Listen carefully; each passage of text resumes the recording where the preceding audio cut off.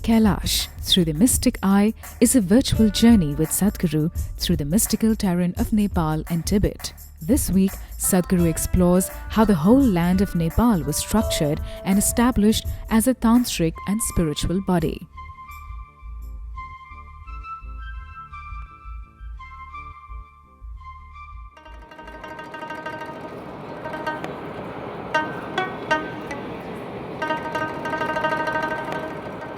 There is an interesting story about how Nepal got its name.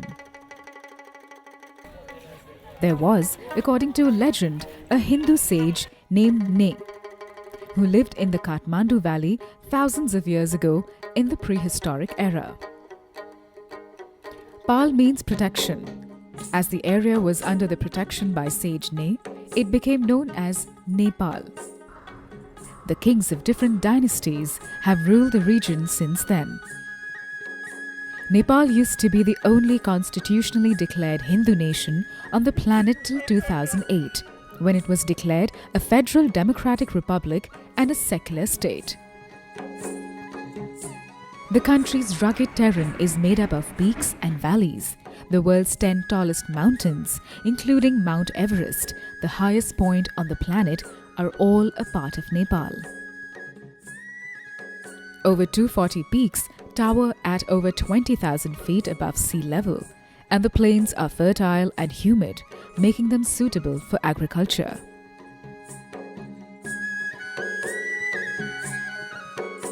The first people of this land were the Nevars, who spoke the unique Nepali Bhasha. They developed a sophisticated urban civilization not seen elsewhere in the Himalayan foothills. The contribution to art, sculpture, architecture, literature, music, agriculture, and cuisine is evident in Nepal even today.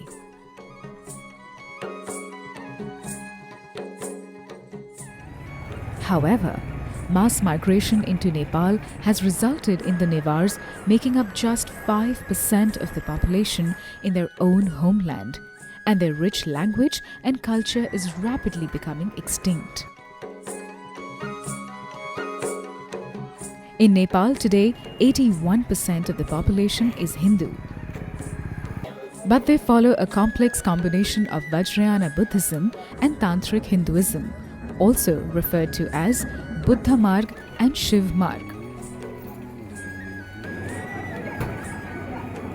Over a period of time, elements of these two religions have been interwoven into the ancient Bon religion, making a third unique amalgamation called Tibetan Buddhism.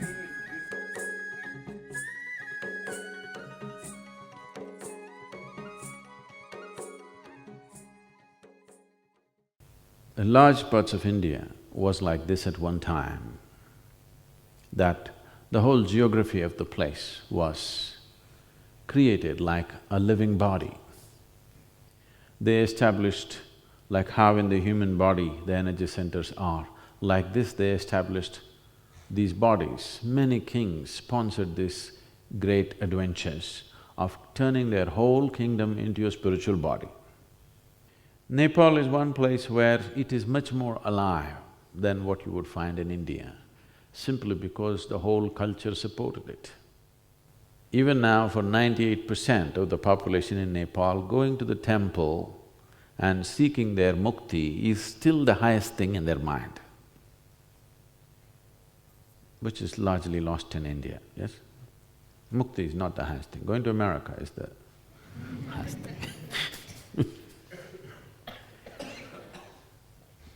So, when the very psychology of a civilization was completely geared towards ultimate liberation, these things could be done, that the very geography could be converted into a living spiritual body. So Pashupatinath is seen as the forehead of Shiva. So where does Shiva fit into all this? We'll look at that later, okay? He creeps into everything. How? Why? We'll look at that later.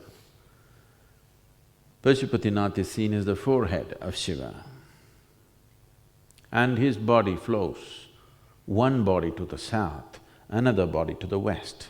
One head, two bodies. These two bodies represent two fundamental systems of Tantra. The southern body is the right hand and the western body is the left hand. When I say Tantra, I am not talking about the Tantra that you're hearing of today. Tantra does not mean unbridled promiscuity. Today, the word Tantra evokes all kinds of nasty things in people's minds because most of the information that you know about Tantra is rebound from the American shores. Even in India, if you go into any bookstore, most of the books on Tantra are written by American authors. That is not the kind of Tantra I'm talking about. Tantra means a technique or a knowledge or a certain technology of being able to unmake life and make life again. Those of you who come from India and maybe you have spent little time to look at the calendar art in India, you would have seen that sometimes there is a yogi or sometimes a woman who has taken off her head or his head, placed it in their hand and walking. Have you seen this picture?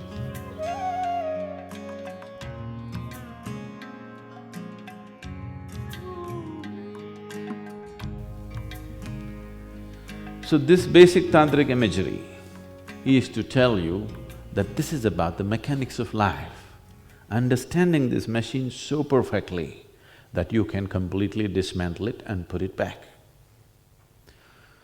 So based on this, and when I use the word Tantra, I want you to understand from this context, not from… In this context, they created two tantric bodies with one head.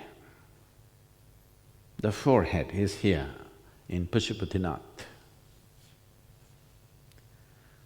The Sahasrar, the top of the head, is in Kalpanath. What is above is in the Muktinath. What is beyond is Kailash.